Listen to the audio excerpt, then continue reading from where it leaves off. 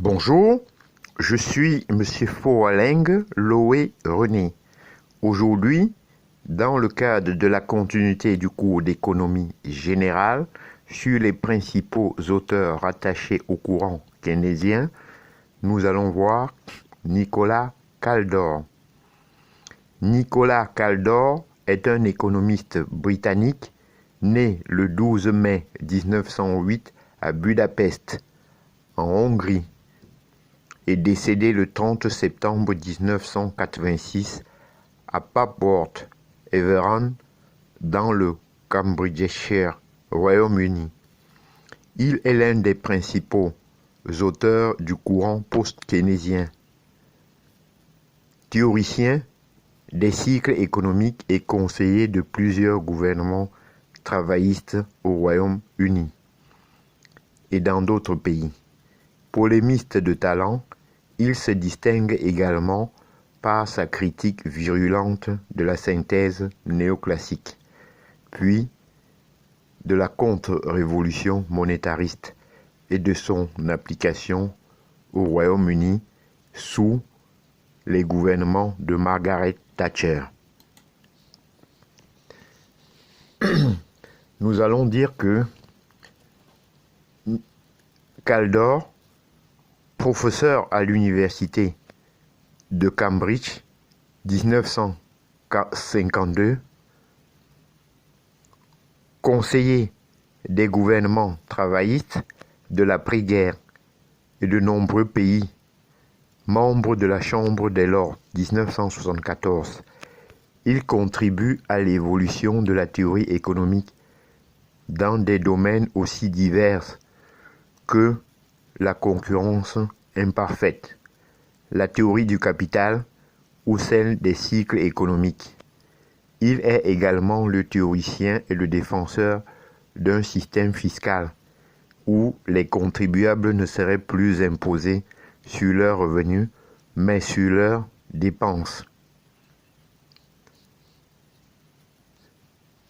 Ce qui permettrait de ne pas pénaliser l'épargne, ni donc l'investissement. Toutefois, la contribution décisive de Nicolas Kaldor reste sa théorie de la répartition et de la croissance, élaborée pendant les années 1950. Alors que les théories conçues dans l'entre-deux-guerres, tant néoclassique que keynésienne, reste strictement statique, Nicolas Kaldor va tenter de répondre à la question essentielle pendant les années de forte croissance de l'après-guerre. Quels sont les rapports entre la croissance, la productivité et la répartition des revenus?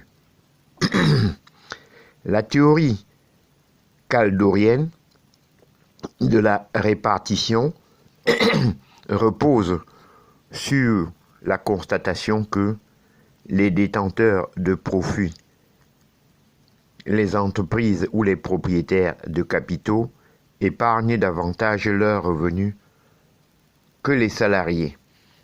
Il s'ensuit qu'à chaque configuration de la répartition du revenu correspond un moment d'épargne, un montant d'épargne et donc d'investissement différent.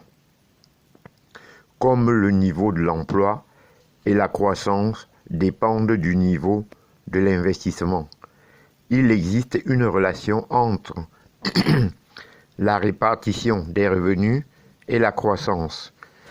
Une fois cette relation entre la répartition du revenu national et l'investissement explicitée, Nicolas Kaldor pose la question de la relation entre l'investissement et la croissance à long terme.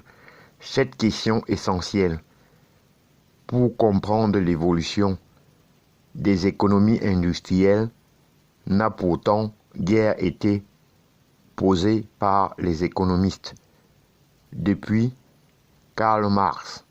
Pour y répondre, Nicolas Kaldor va montrer, à la suite d'Adam Smith, que Les gains de productivité industrielle augmentent avec le niveau de l'investissement et de la production.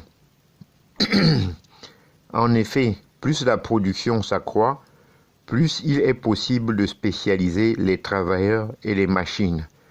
En outre, les coûts fixes, comme les frais de gestion ou de mise au point, diminuent par unité produite. Enfin, le progrès technique ne peut s'incorporer que dans de nouvelles machines et dépendent donc du taux d'investissement. Nicolas Kaldor tire les conséquences d'une telle relation.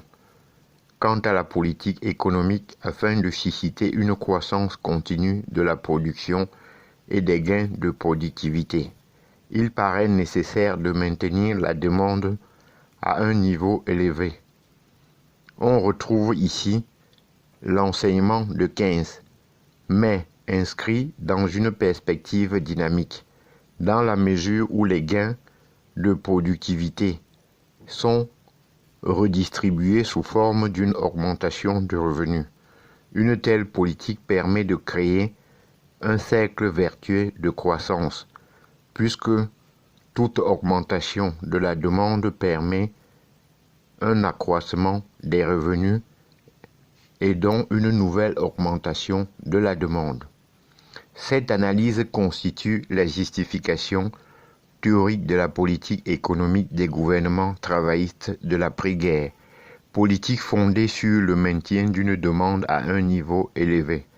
Elle va bien évidemment à l'encontre de la politique déflationniste et monétariste du gouvernement de Margaret Thatcher, dont Nicolas Kaldor est l'un des critiques le plus virulents. The Economic Consequences of Ms. Thatcher, 1983. En effet, pour Nicolas Kaldor, toute politique de réduction de la demande globale conduit à une moindre croissance. Je vous en remercie.